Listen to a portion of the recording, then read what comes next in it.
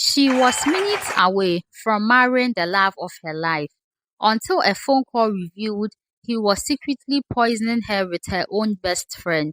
But the ways of God are not the ways of man, and what happened next will leave you breathless. I am Yaneba, and welcome to Yaneba's World of Stories. In the heart of Ghana's western region, near the bustling coastal city of Takoradi, lived Tilda Mensah, a 30-year-old millionaire with a sharp mind and a generous heart. She was categorized as the woman who had it all. She owned several businesses, a chain of supermarkets, a real estate company, and a small luxury resort. Her life seemed perfect. People admired her not only for her beauty, but also for her humility.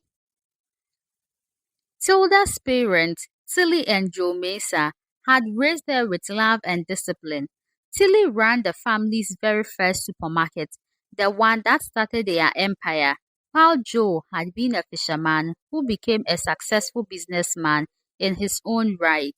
To them, Tilda was their greatest treasure, and now the treasure was about to get married. Kennedy Asari was a charming 40-year-old man who owned a logistics company. At least that was what everyone believed. He was smooth-talking, well-dressed, and carried himself with confidence. From the moment he met Tilda at a charity gala, he swept her off her feet. His romantic gestures were grand surprise trips to Cape Coast, handwritten love letters, and flowers delivered to her office every Friday. To Tilda, Kennedy was everything she wanted in a man. He was the man she thought she knew. He respected her work, laughed at her jokes, and claimed to love her very much. The wedding was set for a Saturday in July in an expensive beach resort, with guests flying in from across the country. But behind Kennedy's charming smile lay a dark, greedy heart. Mina Bedu had been Tilda's best friend since senior high school. They had shared secrets, heartbreaks, and successes. Mina was Tilda's bridesmaid and had been involved in planning every detail of the wedding, from the decor to the guest list. But what Tilda did not know was that Mina and Kennedy had been lovers for almost a year. Their affair had started one rainy evening when Mina had visited Kennedy to discuss Tilda's surprise birthday party. One thing led to another, and the betrayal began.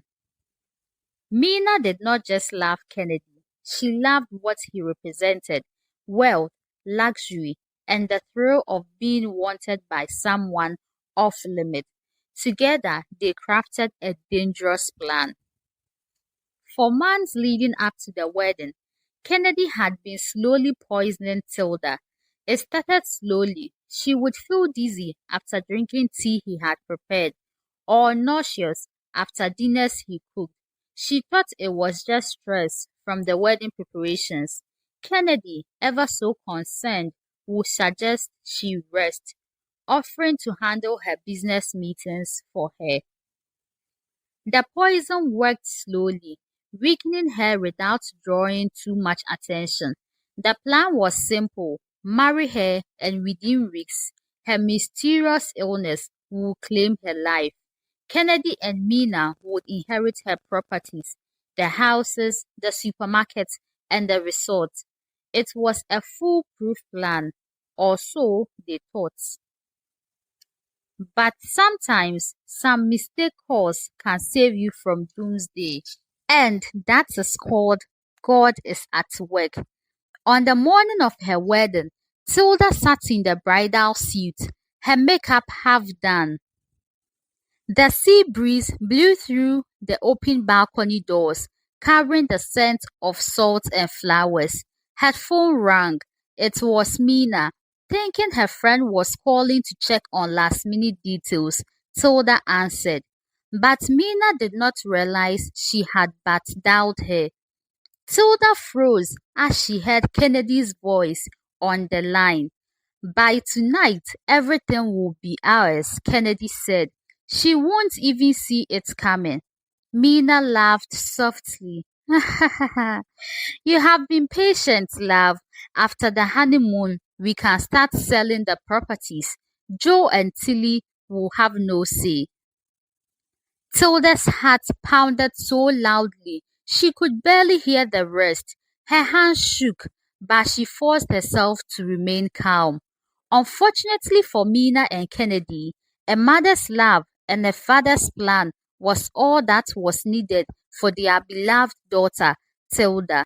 Tilda immediately called her mother, Tilly. Tilda pretended everything was fine by telling her to come to the suite alone. Within minutes, Tilly and Joe were there. She broke down, telling them what she had just overheard. Wow, power couple and power parents. I mean, their daughter just called the mother alone and the father is there with her. That is beautiful. Okay, let's continue with the story. Tilly's face went pale with rage, but Joe's eyes narrowed with a cold, calculating calm. We won't call off the wedding yet, Joe said. If we do, they will run. We need to catch them in the act. They came up with a plan. During the wedding reception, they would stage an incident where they would force Kennedy to reveal himself. And that was how a beautiful trap was set. The wedding went on as planned. Tilda walked down the aisle, her smile masking the storm in her heart. Kennedy beamed at her, completely unaware that she now knew the truth. At the reception, Joe made an announcement. Tonight, I want to make a toast to a special gift I will be giving to my new son-in-law and daughter. All the documents to Tilda's properties and businesses, but I will only hand them over to someone who truly loves her. Kennedy's eyes lit up greedily. Joe handed Kennedy a glass of champagne. Drink to your wife's long life, he said, but Kennedy hesitated. Everyone else was watching, including Mina, who looked nervous. Kennedy forced a laugh and drank. Moments later, he began coughing violently, his face twisting in pain. Joe smiled coldly. Relax, Kennedy. Why are you panicking? It is just soda water.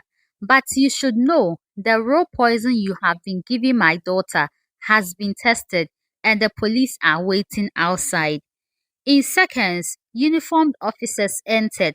Mina tried to slip away, but Tilly, ever the protective mother, grabbed her by the wrist. The betrayer in Tilda's eyes cut deeper than any words. Mina was taken away alongside Kennedy, both shouting and pleading. The guests murmured in shock, some recording the entire scene on their phones. Tilda stood tall, tears in her eyes, as her parents embraced her. She had almost married her killer, but love always comes from where one least expected.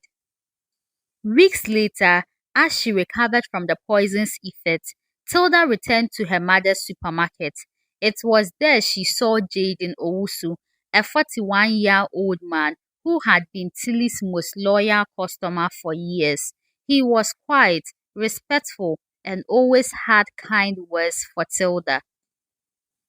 It was Tilly who finally told her, Jaden has loved you for years, but he thought you were out of his reach. This time, Tilda did not brush it aside.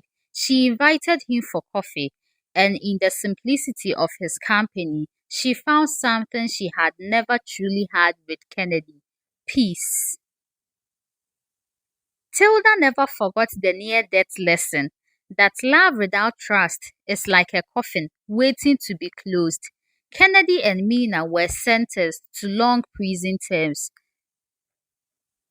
Tilda rebuilt her health and her heart, learning to see value in those who showed genuine care without expecting anything in return. And maybe, just maybe, Jaden's quiet love would be the beginning of a story not built on poisoned vows, but on honest devotion. This is the end of the story, The Poisoned Vow. How do you see the story? Or what do you think about this story? Please let me know your ideas in the comment section. Please also do not forget to subscribe, share, like, and turn on your notification button for more amazing stories. It's bye for now.